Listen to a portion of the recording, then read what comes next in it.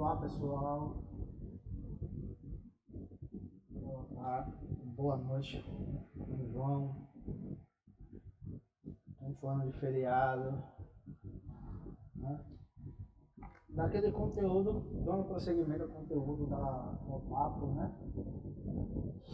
Pretendo fazer na próxima semana, que já foi falado, eu já gravei um vídeo sobre aquele livro, esse livro da história única, né? Espero que tenha ajudado vocês, né? Vamos falar um pouco sobre a obra de Ailton Krenak, né? A vida não é útil.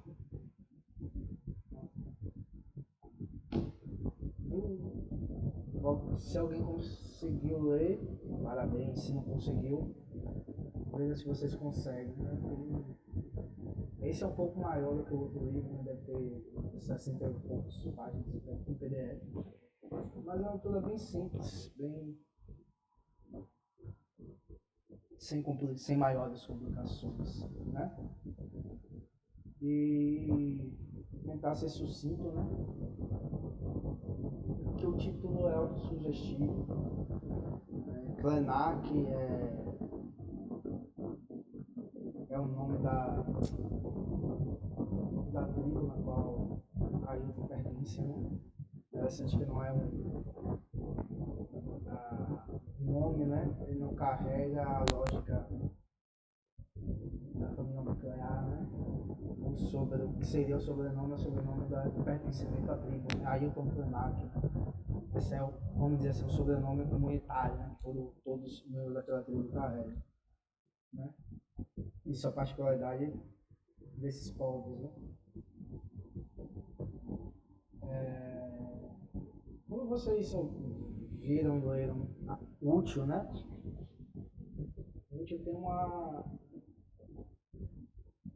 determinado significado, no senso comum, talvez para vocês também, no sentido de algo que satisfaça alguma necessidade humana, né?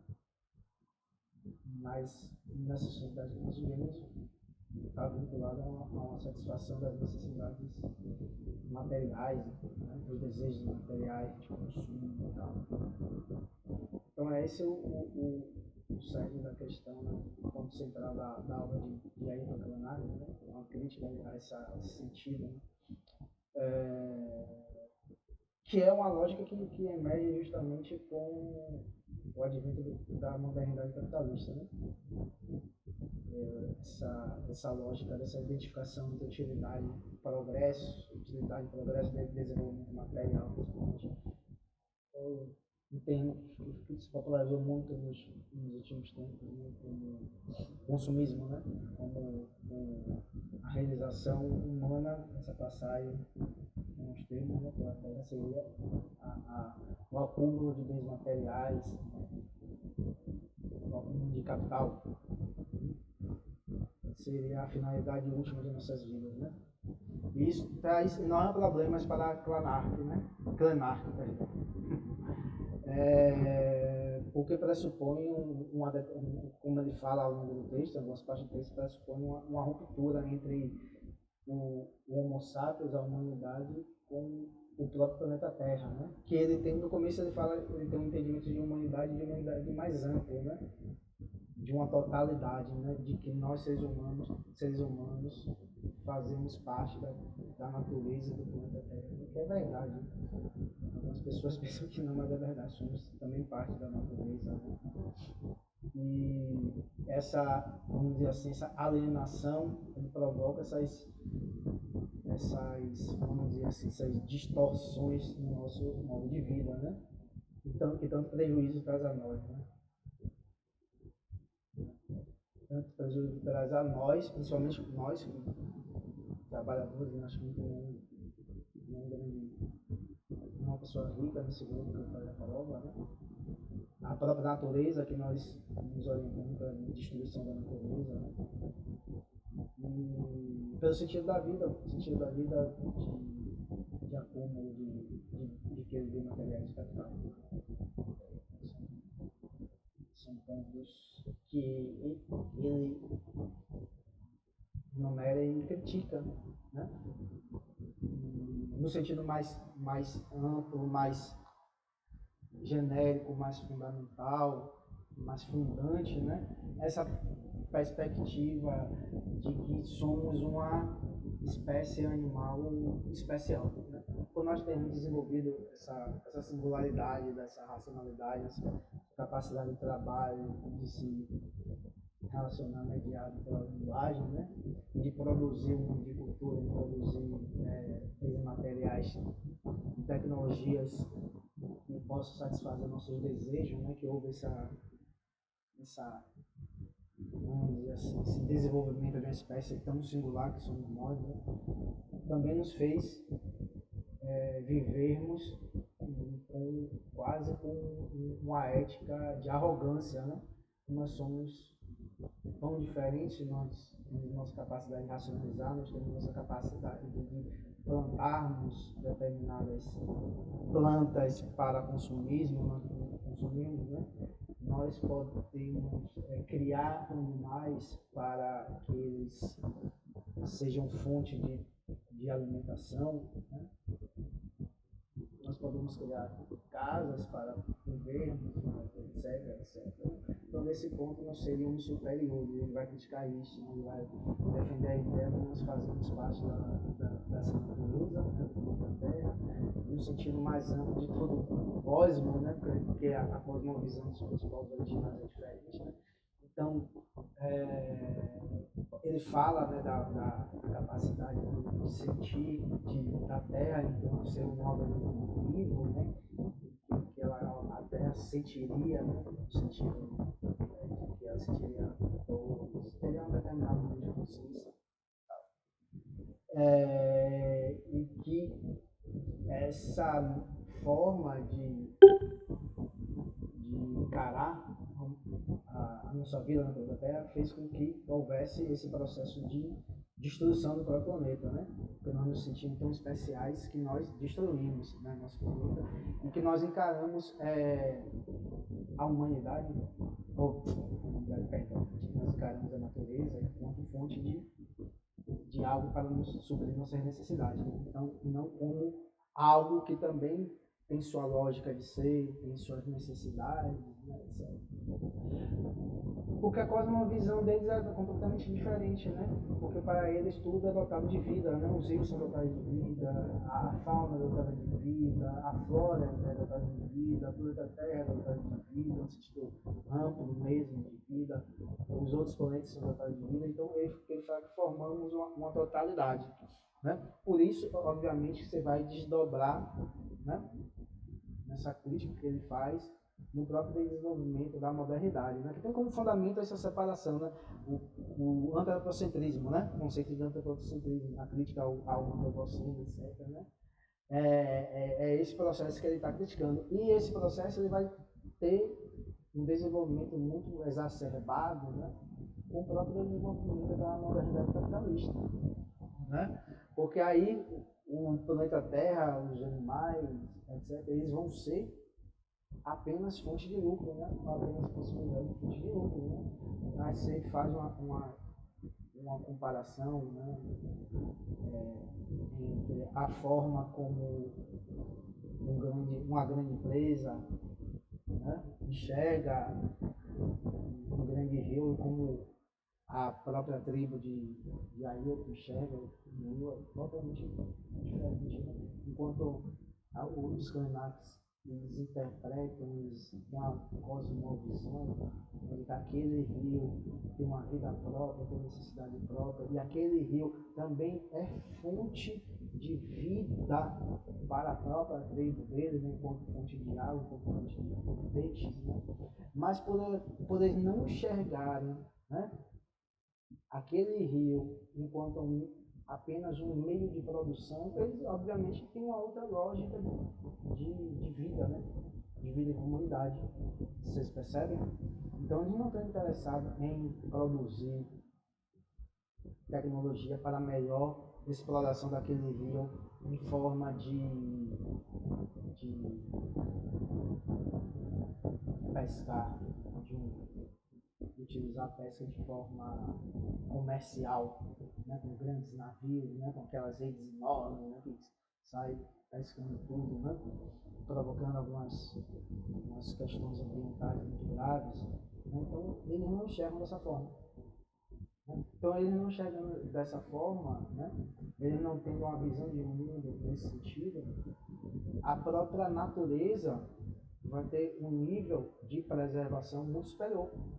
Tanto é, se vocês forem analisar as reservas florestais, que estão mais ou menos isoladas, intactas, e as reservas florestais, que por N motivos houve exploração de garimpo, você vai ver que as primeiras estão muito mais preservadas, as áreas verdes, do que as que têm exploração do garimpo. Né? Porque eles enxergam aquela área como fonte de ouro, de riqueza material para satisfação de necessidades utilitárias. Necessidades que podem satisfazer. Uma acumulação que beira o irracionalismo, porque não é uma acumulação para atender necessidade, não. É para perdoe minha pleonasmo, né? A redundância, para acumular mesmo. Então, de ter uma caminhonete, mas uma caminhonete não satisfazer. Daí ter outra, de trocar todo ano, de construir mansões, etc. E isso, esse processo ele vai degradando cada vez mais para o planeta Terra. Isso é o sentido de utilidade para eles, para Ayrton Krenak, né? E por isso que ele critica isso, né? No sentido de utilidade, de utilitarismo. Aí vocês têm um exemplo, né?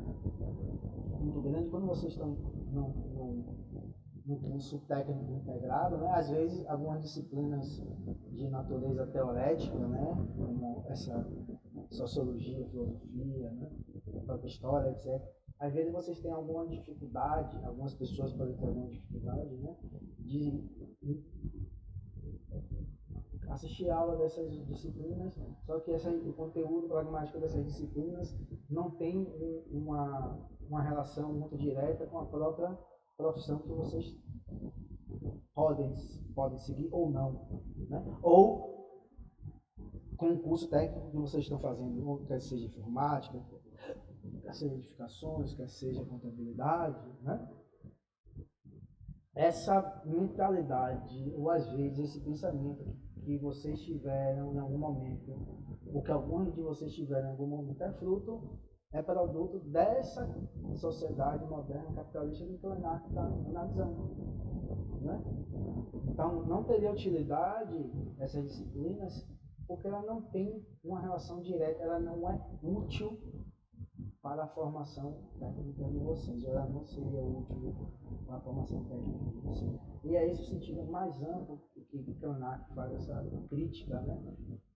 Exortando uma volta, talvez, uma volta a relações entre os seres humanos entre si e os seres humanos com a natureza, que não seja mediada pela propriedade limitada, né, dos meios de produção, pelo consumismo, né, e pela destruição do planeta Terra. Que haja um retorno para uma vivência, uma forma de vida comunitária em que nós não tenhamos esse pensamento que o Homo sapiens, por ter essa capacidade de racionalização, por ter essa capacidade de criar um mundo de cultura, nos faz superior, e por nos fazer superior, nos abre caminho para a exploração da vida natural da forma como nós queremos. Né? Porque as crises climáticas, as crises, os acidentes que ocorreram, por exemplo, em Mariana, em Brumadinho, que ele cita no livro, né, são produto dessa forma de relações sociais. Né? E, em última instância, né, uma crise irreversível do ponto de vista ambiental não significará necessariamente uma destruição do planeta Terra, ou de outra forma, né? Não significará a destruição do planeta Terra das outras espécies, significará mudanças no planeta Terra que possibilitarão a vida nossa nele. Né? enquanto as outras espécies continuarão a existir. Nós que vamos desaparecer desse planeta Terra, né? Então ele vai criticar também no sentido do consumo sustentável, da sustentabilidade, porque a crítica dele é a crítica de fundo, né? Não é possível você administrar a lógica do capital, porque a própria lógica do capital é insustentável do ponto de vista da sustentabilidade e da vida do nosso planeta. Esse é o ponto, né? Então, essa questão da sustentabilidade, de vocês terem valores éticos, morais, de um consumo verde, né? De consumo reciclado, etc. No fim das contas, é apenas uma balela, é apenas uma forma de paliativo ou de tentar adiar uma crise que seria irreversível. Certo, gente? A crítica dele são duas críticas de fundo, né, para vocês entenderem. Essa perspectiva de que nós, enquanto seres vivos, somos superiores aos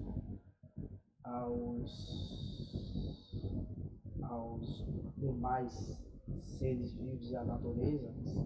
E o segundo ponto, a crítica à modernidade capitalista, que ela é por si mesma impossível que haja qualquer tipo de controle, qualquer tipo de sustentabilidade.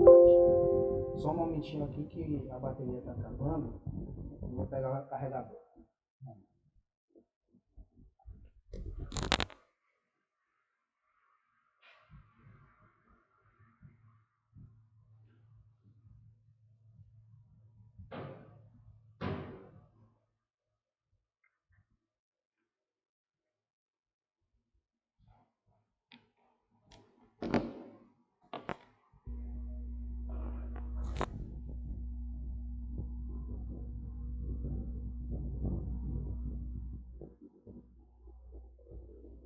Voltei, pessoal, rapidinho. Então, nesse sentido, ele exorta uma outra forma de sociabilidade, né? Outras relações sociais, e uma superação à manipulação capitalista. Né? Isso não significa, isso não significa que ele seja comunista, isso não significa que ele seja marxista, tá certo? Significa que ele tem profundas críticas a essa forma de sociabilidade e que essa forma de sociabilidade é insustentável a longo prazo. Algo que aproxima o pensamento dele com o pensamento dos comunistas e o pensamento de Marx. Tá certo, gente? Então, o sentido de utilidade é esse, né? Ele não está dizendo também que a humanidade deve parar de produzir artefatos técnicos para satisfazer e para facilitar a nossa vida. Mas o que ele está fazendo é que essa lógica de produzir cada vez mais é que vai levar a uma destruição da terra.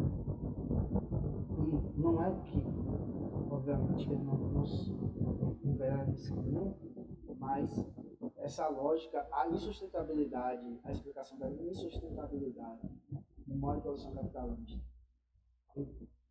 preservar o meio ambiente, lembrando que o entendimento do meio ambiente é o que nós somos natureza, nós somos partícipes da natureza. A natureza tem uma determinada lógica de desenvolvimento. Os rios têm vida, os rios teriam consciência, né? As árvores teriam consciência, os bichos teriam consciência, a própria terra teria consciência. Então, a interpretação de natureza para Ailton é essa. Né?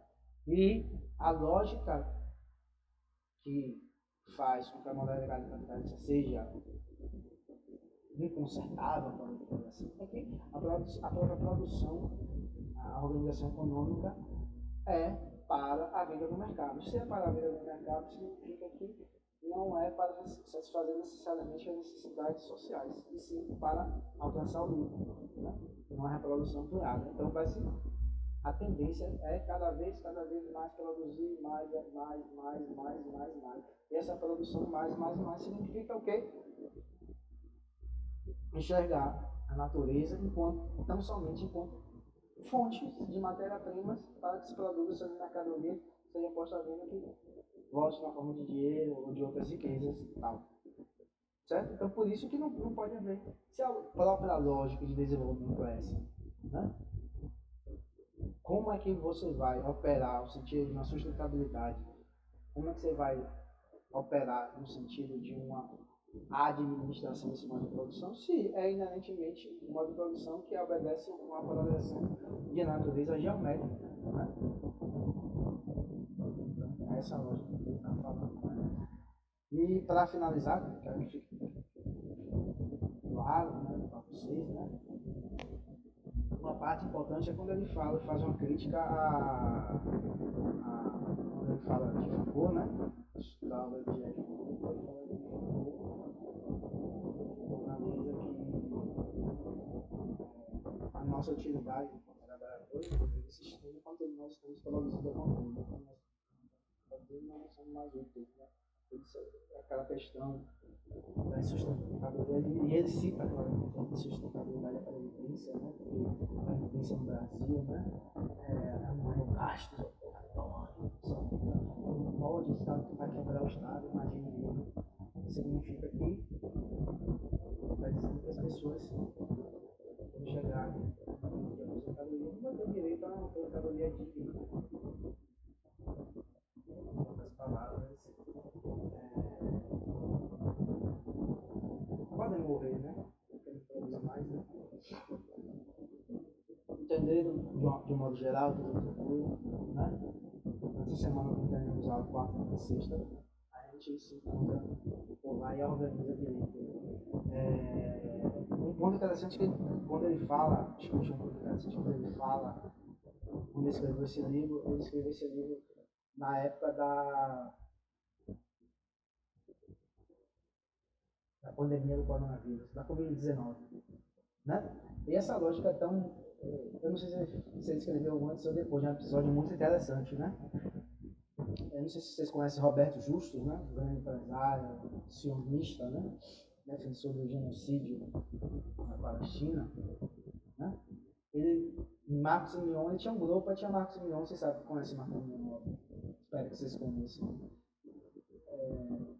Tinha um grupo no WhatsApp que tinha Marcos Mion e o próprio Roberto Justus, né? Aí Marcos Mion vazou um áudio, né, de Roberto Justus falando, criticando a política do distanciamento social, né? Ele falando que não fazia sentido, porque o vírus, a pandemia ia matar um determinado quantitativo de pessoas de qualquer jeito, independentemente se fizesse a política de distanciamento social ou não, né?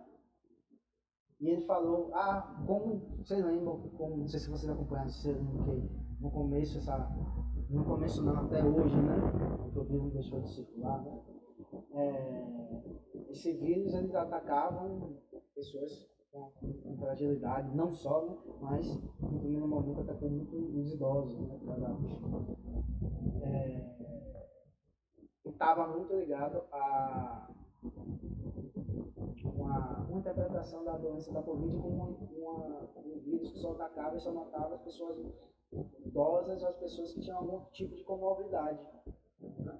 Aí, a fala dele, e isso eu quero que vocês pesquisem para essa questão aqui, ele falando, dizendo que não era para liberar, porque o prejuízo do fechamento da economia ia ser muito maior para a população do que se houvesse algum tipo de outras políticas, ou se ele falou de um isolamento horizontal, um negócio desse, no sentido de que só se isolasse as pessoas com mais idade, né, que iam morrer necessariamente e que a crise econômica seria muito mais prejudicial, né, porque a crise econômica causa desemprego, fome, etc. E dizendo que ia morrer meia dúzia de velhos, né, morrer alguns milhares de idosos, e tá tudo bem, né? Mas como esse ponto, infelizmente, a Isa Pranac não citou, mas cairia como uma luva na discussão que ele faz sobre isso. Só na modernidade capitalista, numa lógica em que a acumulação de riqueza e acumulação de capital, de riqueza, é o sentido último de nossas existências, né? pode-se pensar que a vida do outro ela é descartável, porque para preservar a vida do outro, ele deveria perder alguns milhares, milhões de reais. Né? Só nessa lógica você entende, né? A questão da utilidade. Né?